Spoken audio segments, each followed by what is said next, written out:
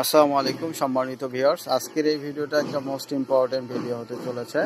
কেননা এই ভিডিওর মাধ্যমে আমি আপনাদেরকে দেখানোর ট্রাই করব যে আপনারা এই গরমের মধ্যে মুরগিকে কোন ঔষধটা দেবেন, দিলে রোগ প্রতিরোধ ক্ষমতা বৃদ্ধি পাবে এবং শরীরটা ভালো থাকবে। সেই বিষয় নিয়ে আজকের এই ভিডিওটাই হতে চলেছে।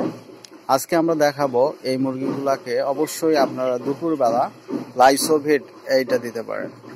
লাইসোভিট এটা একটা পাউডার ফর্ম। এটা আপনারা 1 মিলি 1 লিটার পানিতে দিতে পারেন। 1 মিলি 1 লিটার পানিতে দেবেন। ব্রয়লার, লেয়ার যে কোনো মুরগিকে আপনি দিতে পারেন, সমস্যা নাই।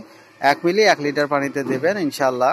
অথবা আপনি 2-4টা মুরগি পালন করেন, অথবা 5-10টা মুরগি। অনেকে কমেন্ট করেন যে 5-10টা মুরগি আমি পালন করি, আমি এখন কি দিতে পারি। 5-10টা মুরগি পালন করেন, আপনি অল্প একটু নিয়ে, মানে একটু 1 চিমটি পরিমাণ নিয়ে আপনি একটা পানির পাত্রের মধ্যে বা পানির সাথে মিক্স করে বাচ্চাগুলোকে খাওয়াতে পারেন। তো যতক্ষণ পর্যন্ত থাকবে, মানে 5টা মুরগি বা 10টা মুরগি তো আর 1 লিটার পানি ওইভাবে খেতে পারে না। তো যদি বড় হয় তাহলে সেটা অন্য হিসাব।